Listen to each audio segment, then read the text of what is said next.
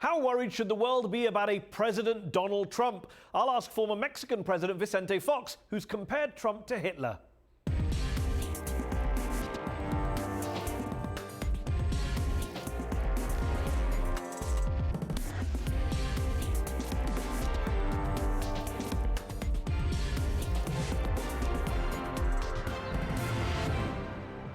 I'm Mehdi Hasan, also on the show. While many have hailed Iran's recent election results, best-selling Iranian author and dissident Azar Nafisi says most real reformers are in prison, not parliament. But Iranian-American journalist Negar Mortazavi says the elections were a big win for moderate forces. They'll join me in the arena. But first, Donald Trump now looks certain to be the Republican presidential nominee. In the reality check, I'll question whether he can actually make it all the way to the White House. And if he does, what's the future for Hispanic Americans and those across the border in Mexico?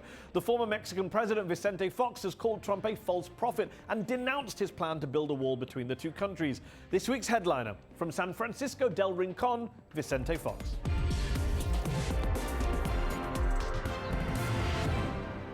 Vicente Fox, thanks for joining me on UpFront.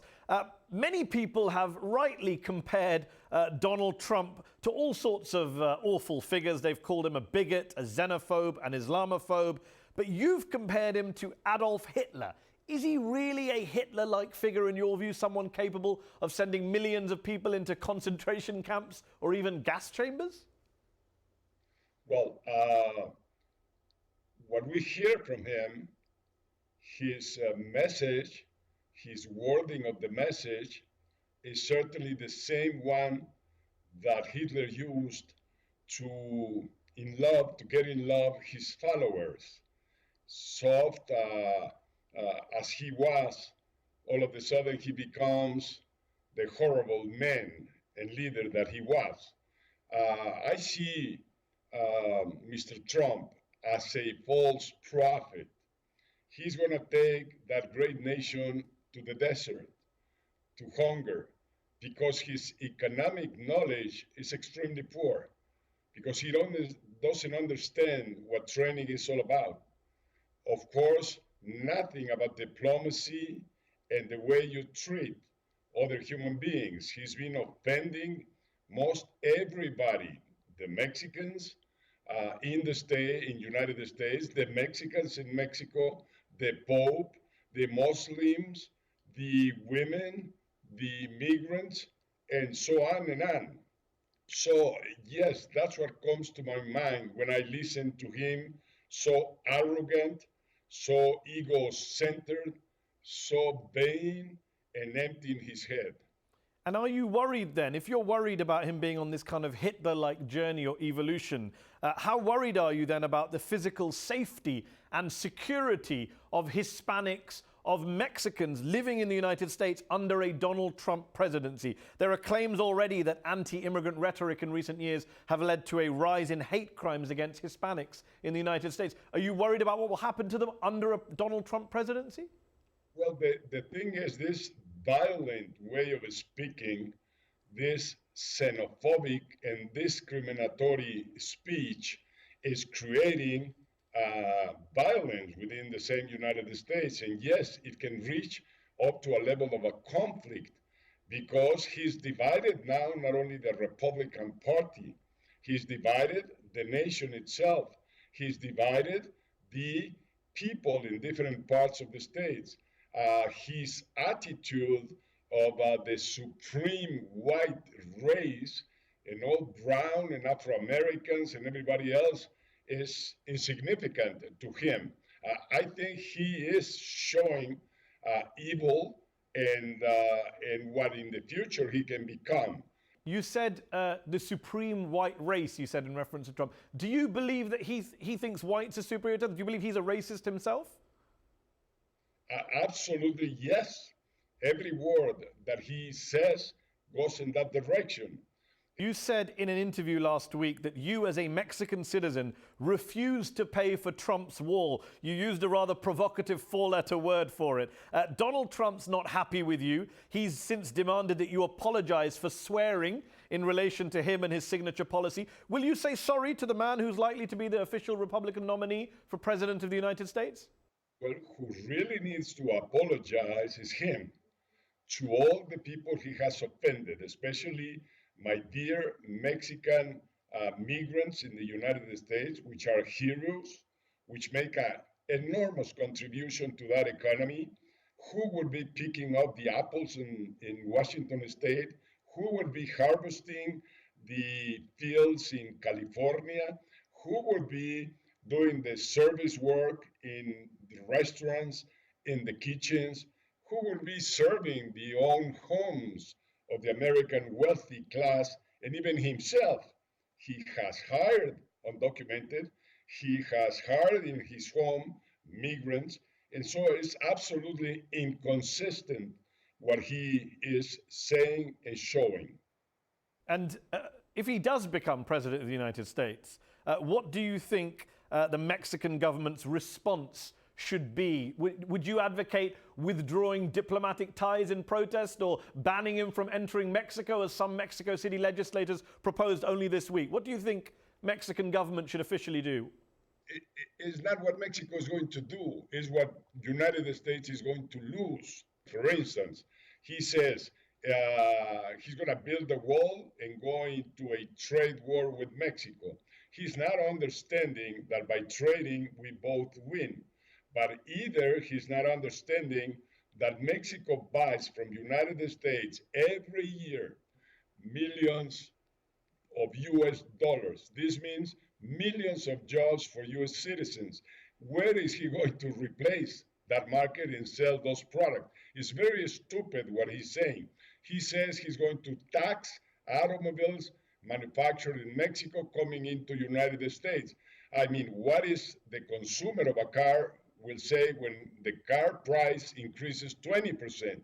I think the civilized world, the East, the West, Europe, Asia, Middle East, we all would have a very united front in front of craziness, in front of a guy moving out of the regular situations that prevail in the world. So I don't worry about that. You've said Trump should drop out of the race and go back to his business.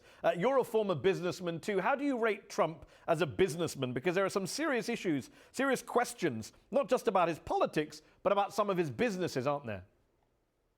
Well, number one, he didn't make the amount of money that he's got. He inherited. So he's a junior. Number two, who knows how he has made so much money, but certainly he has hired undocumented. He has he took to bankruptcy a casino and many other things. It's very difficult to understand how he made so much money. There are some who suggest that the reason so many Mexicans have moved to the United States, both legally and illegally over the past 2 decades, is because they have no future at home. There are no decent jobs or prospects for them there.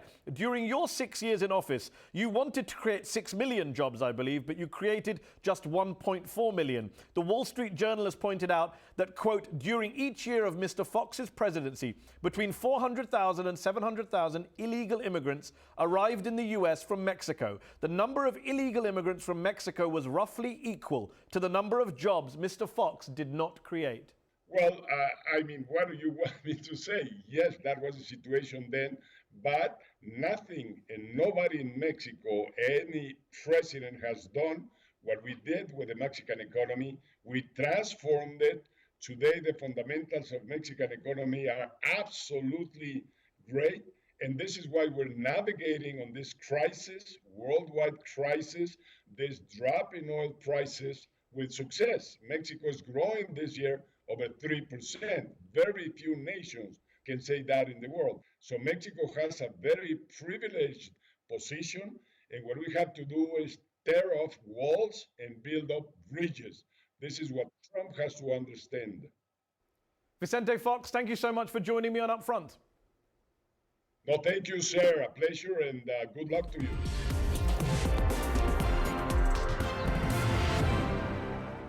Remember how the pundits used to dismiss Donald Trump, say he couldn't win, couldn't be the Republican nominee, it was just a phase. I guess, as they say, don't believe everything you read, especially now that those same pundits seem to be overcompensating. In the wake of the Donald shock primary wins in New Hampshire, Nevada, South Carolina, and on Super Tuesday too, they've now gone to the other extreme. Here comes President Trump, they say. And after winning all those primaries and topping the opinion polls month after month, it does seem like a lot of Americans really like him. But do they? If you look at an average of national polls conducted in February, just 34% of voters who identified as Republicans backed Trump for president. But voters who identify as Republicans make up just 27% of all voters. So the proportion of Americans who actually backed Donald was 34% of 27%. If you're good at maths, that works out to around 9% of all voters. Yes, a measly 9%, or not that much more than the share of people who think the Apollo moon landings were faked, to quote pollster Nate Silver. And look, the Ku Klux Klan may love him, but Trump is far from Mr. Popular. A Gallup poll in January found 60% of Americans view Trump unfavorably. That's the lowest favorability rating of any wannabe presidential candidate from either party since Gallup began measuring in 1992. And as for the influential Hispanic vote, Trump claims to love Hispanics, but they don't love him. Still, in a conservative country like the US, isn't he more electable than female liberal establishment favorite Hillary Clinton? And especially Democratic socialist Bernie Sanders? You never know.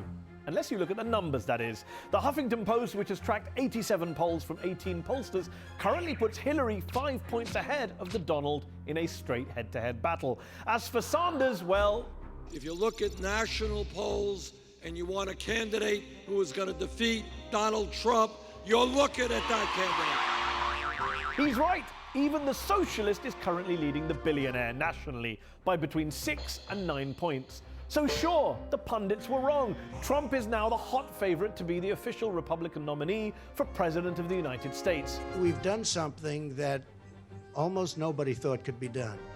So help us God.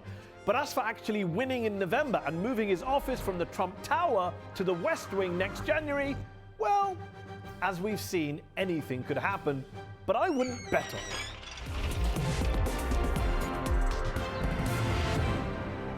Kudos to the history-making nation of Iran, the country's President Hassan Rouhani tweeted this week. He was welcoming the massive victory for quote-unquote reformist and moderate candidates in the elections to the Iranian parliament and to an influential council of clerics. The election results, said Rouhani, open a new chapter for the Islamic Republic. But do they really? Or are they, as some suggest, just a way of distracting attention from the country's ongoing economic problems and human rights abuses? I'm joined to discuss this by Azar Nafisi, the Iranian writer, academic, dissident, who left Iran for the United States in 1997 and who's author, of course, of the acclaimed memoir, Reading Lolita in Tehran. Azar Nafisi, thanks for joining me on UpFront. Pleasure. These latest Iranian election results and the big victories for reformists and moderates that they've produced, they filled a lot of people with hope about Iran changing. Have they filled you with hope? Well, I've always had hope. I was never optimistic, but I always had hope for Iran. But I hate to act about something this serious as if we're audiences in a football game. You know, great victory for patriots. No, it's not like that. It is complicated. One aspect of it is positive, but it was positive when Khatami was elected. The former president. It was positive when in 2009 millions of people came into the streets against Mr. Ahmadinejad. These have been happening before.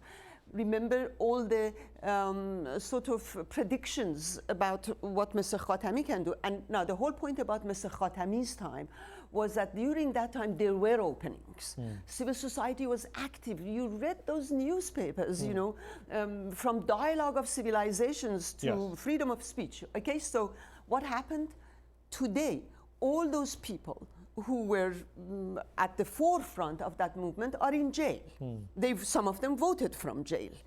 And Mr. Rouhani, so the whole idea of civil society and the discourse on opening, political openings, has been diluted. It is now more focused on economic situation, and the situation of human rights is not even mentioned. you were expelled from the University of Tehran back in 1981 after the revolution for refusing to wear the veil. You left Iran for the United States in 1997. Do you think the human rights situation in Iran today is better or worse than it was when you lived there in the 80s and 90s? Well, I mentioned in one of my books that living in the Islamic Republic is like the month of April. There's sun and then there's showers. You know, you go through these periods of storms and sun, storm and sun. I see the fact that the laws are still basically the same laws. And a lot of people who were free then are now in jail. There are some freedoms in terms of the way people appear in the, in the streets. In terms of women in clothing. Women in clothing, which kudos to the women, by the way. They took that right. They were jailed and flogged and, humiliated for wearing their weapons of mass destruction, and they would go into jails, they come back into the streets, and they will look the same, which is why I say that the problem of Iran and the interest in Iran and the greatness of Iran is not politics. For Iranian people, for the civil society in Iran, this fight is existential. It is not simply political. For me, the issue of the veil was never whether veil is good or bad. My grandmother wore the veil all her life. She was a fantastic woman, an Orthodox Muslim who refused to leave home for 3 months during Reza Shah's time because they made taking off the veils mandatory. I'm her granddaughter. I refuse to have somebody else impose their interpretation of my religion, of my principles on me. Women, minorities, and culture in Iran have been the main agents of change, which is what we forget in most of our news about Iran. Yeah. So in 2009, the Green Movement that took to the streets, they didn't take to the streets, initially at least, to pull down the system. They took to the streets because they believed their presidential candidate had been robbed of his presidency. You, I suspect, want to see not just the presidential candidates change, but the whole system. You don't want to. You don't want a supreme leader in Iran, do you? That goes through a lot of steps. That goes through a lot of changes. It's a simple question. I'm just trying to get where you stand. That's why I. In an Iran that you want to live in, would there be any clerical involvement? No. But, and there would be no supreme leader, and there would be no. Let me go to another movement. Let's go to South Africa. Mandela wants to see the system of, and I'm not saying that Iran is South Africa, by the way, white supremacists gone. You go through stages. Yeah. And one thing that I learned from literature, especially from Shahrazad, is that you refuse to go into their domain. You refuse to use the language that they use. They have called me a whore. They have called me an adulterer. I always call them Mr. Ahmadinejad and Mr. Khamenei, because that is the kind of resistance which is going to change Iran radically. So whether an Ayatollah is the president or a secular Marxist is a president, democracy, the multivocality of voices is guaranteed. And some of your critics, both Iranian and Western, though, have questioned your ties to various US conservative, neoconservative figures, Bernard Lewis, Fuad Ajami, Paul Wolfowitz, the kind of people who do want to see regime change in Tehran, even if it involves dropping bombs on Iran. What's your response to critics who say, well, look, you're allied with all these people who want to bomb Iran? Who said I'm allied? First of all, some of the people who say that, I was much closer with them than I ever was with any of the people you mentioned. When I left Iran, there were 2 things that I told myself I will do. One was freedom of association. I will go anywhere and I will talk with anyone, but I will never change my positions. I would never take Mr. Wolfowitz or Ajami's positions. Before talking about it in public, every time I would run into someone whom I knew was pro-war, I would make sure that they know my position. So the point in a democratic way of thinking is that you keep firm on your principles, but you talk with everyone. Because if anybody needs to change, are those who believe that they should bomb Iran. But if these people bring one example of me talking for the war in Iraq, talking for I think they point to things like Christopher Hitchens once claimed that the Paul in the acknowledgements of your famous book, Reading Lily and is it was Paul wrong. Wolfowitz. It was, and it was wrong. It's not Paul Wolfowitz. Well, no, he said that I dedicated the book to Paul Wolfowitz. No, but you thank in the acknowledgements of Paul, and many people say it's Paul Wolfowitz who gets people worked up. I don't want to respond to questions when I say Paul, and somebody comes and wants to accuse me of being neoconservative. Well, to be fair, Christopher Hitchens is the one who raised it, and he's on your side of the argument. I don't think he was accusing you of anything. Just one final question before we finish. What would be your advice to outsiders, Western governments in particular, who are looking at these Iranian election results and thinking, now is the time to embrace Iran, bring Iran in from the cold culturally, academically, diplomatically, economically? What is your advice to such people? Well, I think that Iran should open to the world, and anyone who is in a position to help with that opening should help with it. What I don't want to see is to have parts of Iran shown to merely give the credit to the regime and the other parts not shown. Treat us the way you treat yourself. What I'm trying to tell them is that Sarah Palin, Hillary Clinton, and Michelle Obama all claim to be Christian. Who is more Christian than the other? Give us the same credit as people who come from those countries. We are various, and we want the same things. Azar Nafisi, thanks for joining me on UpFront. To continue this discussion on the Iranian elections, I'm now joined from New York by Iranian-American journalist and commentator Negar Mortazavi, who's been following these results closely. Negar, thanks for joining me on UpFront.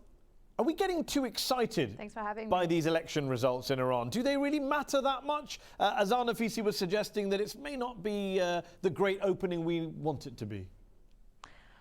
I think the Iranian people are pretty excited, but we shouldn't forget that this is not the super liberal or the top of the reformist movement, even within the Iranian political structure, that won. Many of the prominent reformist candidates were disqualified by the Guardian Council before the election, so they had to pull up a coalition of moderates, of reformists, even some conservatives who are closer to the center to be able to pull this off. But at the end of the day, the way people see it is that the reformists were able to win with tied hands, and I think that's a very big win for them. You say big win. Ultimately, the critics would say Iran isn't a democracy, it's a theocracy with a supreme leader who gets the final say over everything that matters, hence the name, Supreme Leader.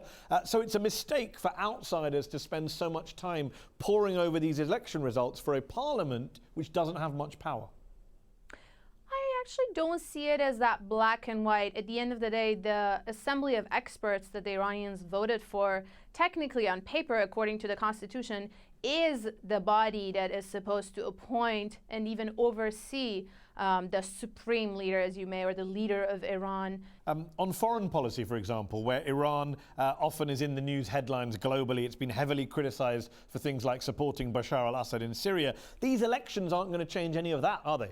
Let's not forget the role of the previous parliament, which was dominated by the conservatives or the hardliners, in causing all kinds of hiccups to the foreign policy path that President Rouhani has taken throughout his negotiations with the world powers, throughout his process of making the nuclear deal. The parliament was able to cause basically a lot of what I call hiccups. They couldn't sabotage the entire deal, but they just made it very difficult for the administration to go on. I think the nuclear deal was the major gain of President Rouhani. It was one of his main promises of his election campaign, and he was able to deliver, which was something that people were looking forward to. It wasn't just a nuclear deal. It means the lifting of sanctions. It means an economic boost for Iran, which has a staggering economy. There's a high unemployment rate. So that was something that the majority of the population was looking forward, and the president was able to deliver. So the parliament, his coalition or his allies in the parliament also ran on that platform, and that definitely gave them a lot of power to win the electorate. So can this new parliament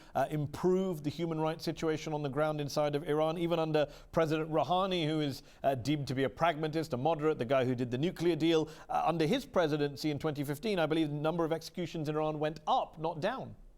Definitely. So the human rights situation, especially when it comes to executions, the political prisoners, like I said, the house arrest of top leaders of the opposition, that's something that the president hasn't been able to really tackle. Again, let's not forget that the judiciary, the court system, the prison system, that's something that's still being dominated by the hardliners. This parliament will not be able to change much of that because they don't have too much power over the judiciary.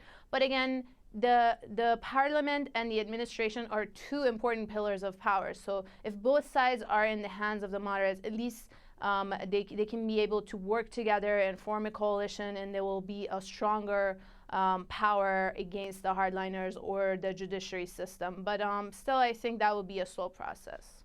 Negar Mortazavi, we'll have to leave it there. Thanks for joining me on UpFront. That's our show. UpFront will be back next week.